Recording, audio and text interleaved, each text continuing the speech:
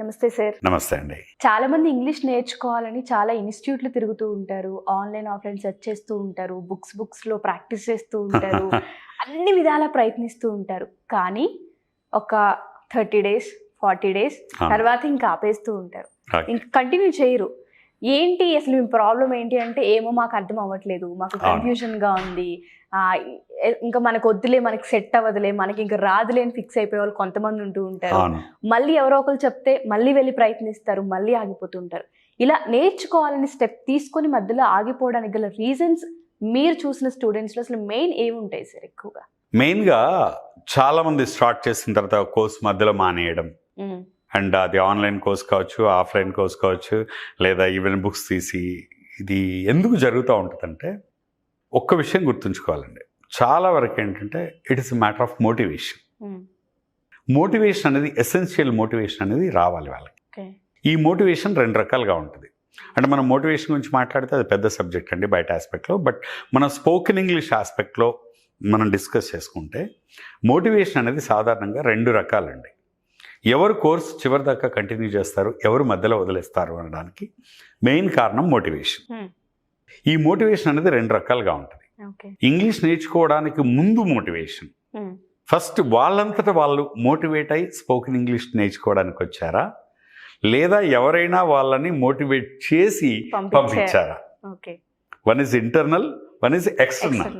వాళ్ళంతటా వాళ్ళు నాకు ఇంగ్లీష్ అవసరం, ఇది లేకపోతే నాకు కెరీర్ లేదు, బతుకు లేదు, గ్రోత్ లేదు, ఇది అవసరం అంటే ఆ పెయిన్ ఎవరైతే ఇంగ్లీష్ అనుభవిస్తారో, లేదా ఇంగ్లీష్ మాట్లాడితే ఉండే ప్లెజర్ని అనుభవించాలనుకుంటారు, ఇంగ్లీష్ రాకపోవడం వల్ల వచ్చే పెయిన్, బాధ, ప్రొఫెషనల్స్ కావచ్చు, ఎంప్లాయీస్ కావచ్చు, ఇది అనుభవించిన వాళ్ళు, లేదా ఇంగ్లీష్ రాకపోవడం వల్ల బాధ అనుభవించకపోయినా కూడా మాట్లాడడం వల్ల వచ్చే ప్లెజర్ని ఇమాజిన్ చేసేవాళ్ళు, వీళ్ళు సెల్ఫ్గా మోటివేట్ అవుతారండి. Pain and pleasure are the greatest motivational factors in the world. ప్రపంచంలో ఏ ఇన్వెన్షన్ అయినా తీసుకోండి, ఆ ఇన్వెన్షన్ చేసిన వ్యక్తి ఐదర్ అంటే ఆ ఇన్వెన్షన్ చేయడానికి సంబంధించి ఏదో ఒక బాధను అనుభవించి ఉంటాడు, లేదా దానివల్ల ఒక ఇమాజినేషన్ జరిగి ఉంటుంది. అయితే ఎక్కువ మోటివేట్ అయ్యే వాళ్ళు పెయిన్ వల్లే మోటివేట్ అవుతూ ఉంటారు. సో కాబట్టి ఆ ఇంటర్నల్ మోటివేషన్ ఏంటంటే ఒకటి పెయిన్ అండి, ఇంకొకటి ప్లెజర్. ఈ రెండింటిని అనుభవించాలనుకున్నప్పుడు మోటివేట్ అయ్యి సెల్ఫ్గా వచ్చి జాయిన్ అవుతారు కొందరు కోర్సుల్లో. ఇంకొందరు ఎక్స్టర్నల్ మోటివేషన్, ఎవరికో జాబ్ వస్తుంది, ఆయన రాగానే ఏరా జాబ్ కొట్టేసావు ఏంటంటే, వాడు మంచి ఇంగ్లీష్లో బాగా మాట్లాడతారా అందుకే జాబ్ కొట్టేశాడని ఇంకోటి అంటాడు. అరే నేను కూడా ఇంగ్లీష్ నేర్చుకుంటే అలా అవుతానేమో అని అక్కడ నుండి మోటివేషన్ పొందుతారు. ఎక్స్టర్నల్ మోటివేషన్ ఏంటంటే, లేదా కొందరు అంటారు నువ్వు ఇంగ్లీష్ బాగా నేర్చుకునిరా, నెక్స్ట్ ఇంటర్వ్యూలో నీకు జాబ్ గ్యారంటీ ఇస్తా అంటారు. అంటే జాబ్ వస్తుంది అనే విషయం ఇక్కడ మోటివేట్ చేస్తుంది. ఎగ్జాక్ట్లీ. ఇంకొందరు అంటారు ఏదో మోటివేషనల్ స్పీచ్ అటెండ్ అయినప్పుడు ఇంగ్లీష్ యొక్క ఇంపార్టెన్స్ చెప్పి ఇది నేర్చుకోండి అంటారు. ఇలా ఎక్స్టర్నల్ స్పీచెస్కి, సిచ్యువేషన్స్కి మోటివేట్ అయిన వాళ్ళు కొందరు ఉంటారు. కాకపోతే ఎక్స్టర్నల్గా మోటివేట్ అయ్యి వచ్చిన వాళ్ళకి ఆ మోటివేషన్ కొంతకాలమే ఉంటుంది, లాంగ్ టైం అనేది ఉండకపోవచ్చు. ఇంటర్నల్గా మోటివేట్ అయిన వాళ్ళకి ఎక్కువ కాలం ఉంటుంది. కాబట్టి అయితే ఇంటర్నల్గా మోటివేట్ అయిన వాళ్ళు కోర్స్ కంటిన్యూ చేస్తారండి.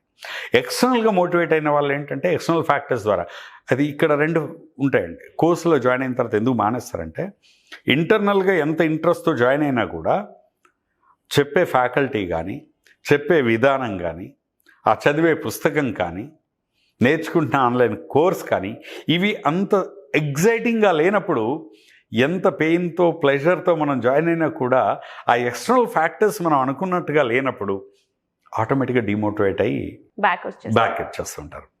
ఇది కూడా జరుగుతుంది. అందుకే మనం ఇంగ్లీష్ నేర్చుకోవాలనుకున్నప్పుడు ఏ సిస్టమ్ ఫాలో అవ్వాలి, ఏ పర్సన్ దగ్గర నేర్చుకోవాలి, లేదా ఏ కోర్సులో జాయిన్ అవ్వాలి అనేది టెస్టెడ్ అండ్ ట్రస్టెడ్ 2 చూడాలండి. ఎందుకన్నానంటే నేను నా గురించే చెప్తున్నాను. మేధా is tested and trusted almost for 3 decades. మనకు సిస్టమ్ ఉంది. నేను అదే చెప్తాను, మోటివేషన్ ఎందుకు చివరిదాకా ఉండదంటే ఎక్స్టర్నల్ ఫ్యాక్టర్స్ కూడా ఉంటాయి. ఆ టీచర్ డల్గా ఉన్నాడు, ప్రొఫెషనల్గా చెప్పట్లేదు, ఈయన అనుకున్నది ఒకటైతే అక్కడ జరుగుతుంది ఇంకొకటి. సో దెన్ డిమోటివేట్ అయిపోయి. ఇంకో టీచర్ ఏంటంటే కొంచెం అన్ప్రొఫెషనల్. ఆయన ఏం చేస్తాడంటే మీరు ఏది మాట్లాడినా అది తప్పు, ఇది తప్పు, ఇది తప్పు, నీకు కరెక్ట్ చేయట్లేదు అంటే వాళ్ళ నాలెడ్జ్ ప్రాసెస్ చూపించుకోవడానికి వాళ్ళు అలా చెప్తూ ఉంటారు. అలా చెప్పినప్పుడు కూడా స్టూడెంట్స్ డిమోటివేట్ అయిపోతూ ఉంటారు. కొందరు ఏంటంటే వీళ్ళు ఎంత కష్టపడ్డా దానికి తగిన గుర్తింపు ఇవ్వరు ఫ్యాకల్టీ దగ్గర నుండి. గుర్తింపు ఇవ్వరు, పట్టించుకోరు. మనం క్లాస్ చెప్పామా అయిపోయింది, వెళ్ళిపోయాం, మన జాబ్ అయిపోయింది అనుకుంటారు. అది వాళ్ళు బాధ్యత, వాళ్ళు ప్రాక్టీస్ చేసుకోవాలంటారు. కానీ బాధ్యత వాళ్ళ మీద తోసేసావంటే నువ్వు తప్పుకుంటున్నావు. ఇట్ ఈస్ మ్యూచువల్ అండి. ఒక స్టూడెంట్ సక్సెస్ అయ్యాడు నేర్చుకోవడంలో అంటే, ఎండింగ్ దాకా వచ్చాడు అంటే అది స్టూడెంట్ పాత్ర ఎంత ఉంటుందో ఆ ట్రైనర్ పాత్ర కూడా ఉంటుంది. అందుకే ఈ ఎక్స్టర్నల్గా ఫ్యాకల్టీ బాగుండాలి, సిస్టమ్ బాగుండాలి, ఆ నేర్చుకునే మెథడ్ బాగుండాలి. ఆ మెథడ్, ఆ సిస్టమ్ వీళ్ళని రోజు ఎగ్జైట్ చేస్తూ ఉండాలి. ఎగ్జైట్ చేస్తూ ఉంటే వీళ్ళు ఆటోమేటిక్గా మోటివేషన్ కంటిన్యూ అవుతుంది. ఎవరికైనా కంటిన్యూ అవుతుంది. ఎక్స్టర్నల్ మోటివేషన్ కనుక ప్రాపర్గా ఉంటే అది కంటిన్యూ అవుతుంది. లేదా ఇంటర్నల్గా స్ట్రాంగ్ విల్ పవర్ ఉన్నా కూడా కంటిన్యూ అవుతుంది. ఈ రెండింటి మీద మనం అసెస్ చేసుకొని మనం ఎందుకు డ్రాప్ అవుతున్నామని చెక్ చేసుకుంటే ఖచ్చితంగా నెక్స్ట్ టైం ఈ రెండింటిని బేస్గా చేసుకొని వాళ్ళ కోర్స్ జాయిన్ అయ్యేప్పుడే మెంటల్గా ఫిక్స్ అవ్వాలి. ఎన్ని కోర్సులు జాయిన్ అయ్యనేది కాదు, జాయిన్ అయిన కొద్ది రోజులు ప్రాక్టీస్ చేసిన కొద్ది రోజులు ఎంత కమిటెడ్గా చేస్తాం. అండ్ ఈ మోటివేషన్ ఇంకా కంటిన్యూ అవ్వాలంటే కూడా కొన్ని చిన్న చిన్నవి ఉంటాయండి. ఇప్పుడు మన బిజినెస్లో సక్సెస్ వచ్చింది అనుకోండి, నలుగురు ఫ్రెండ్స్ని పిలిచి పార్టీ ఇస్తాం. మన ఇంట్లో ఏదైనా అచీవ్మెంట్ ఉందనుకోండి, సో నలుగురు చుట్టాలను పిలిచి పార్టీ ఇస్తాం. అలాగే ఈరోజు ఇంగ్లీష్ నువ్వు మొదలెట్టావు, 1 వీక్ తర్వాత కొంచెం మాట్లాడడం నేర్చుకున్నావు, 1 మంత్ తర్వాత ఇంకా బాగా మాట్లాడుతున్నాం. ఒకరోజు ఫ్రెండ్స్ అందరిని పిలిచి సెలబ్రేట్ చేసుకో, కాఫీ టీయో ఆఫర్ ఇచ్చి, just by I'm giving this treat, 1 month ago I was unable to speak, but now I'm comfortable, I'm able to speak, achieved this little thing అంటూ వాళ్ళకి ఇంగ్లీష్ నేర్చుకున్నానని పార్టీ ఎవరండి? So that's a beautiful thing. అప్పుడు 10 మంది అడుగుతారు, అరే నువ్వు ఎట్లా నేర్చుకున్నావు, 4 రోజుల్లో ఏం చేసావు, వీళ్ళు అడుగుతారు. అది నీకు ఇంకా మోటివేషన్ వస్తుంది. అందుకే బర్త్డేలు, యానివర్సరీ డేలు, రైట్, ఇవి సెలబ్రేట్ చేసుకోవడం కామన్ అండి. కాకుండా అచీవ్మెంట్స్ని సెలబ్రేట్ చేసుకోవడం, అచీవ్మెంట్స్ని సెలబ్రేట్ చేసుకోవడం అలవాటు చేసుకుంటే మోటివేషన్ అనేది కంటిన్యూ అవుతుంది. Thank you sir, thank you so much. Thank you అండి విషయ్ గారు. So offline and online sessions మన దగ్గర అవుతూ ఉంటాయి. సో అసలు ఏ విధంగా అంటారు, చాలామంది అప్రోచ్ అవ్వాలి అనుకుంటారు మిమ్మల్ని, సో మీ ఆధ్వర్యంలో నేర్చుకోవాలనుకుంటూ ఉంటారు. నేర్చుకోవడంతో పాటు జనాలు ఎలా మాట్లాడాలి, మనం ఏ విధంగా దాన్ని ముందుకు తీసుకెళ్ళాలి, అప్లై చేయాలన్న డౌట్స్ ఉంటాయి. సో మన దగ్గర క్లాసెస్ చూసుకుంటే అసలు ఏ విధంగా ఉంటాయి? మనం ఇప్పుడు మేధా లాంగ్వేజ్ థియేటర్ నుండి మనం డిఫరెంట్ కోర్సెస్ అనౌన్స్ చేస్తున్నామండి. ఒకటి బుక్స్ తీసుకొని సెల్ఫ్గా ప్రాక్టీస్ చేసుకోవచ్చు. వాళ్ళు ఇంకా ఇంట్రెస్ట్ ఉంటే బుక్తో పాటు వాళ్ళ ఆన్లైన్ క్లాస్ కూడా అటెండ్ అవ్వచ్చు.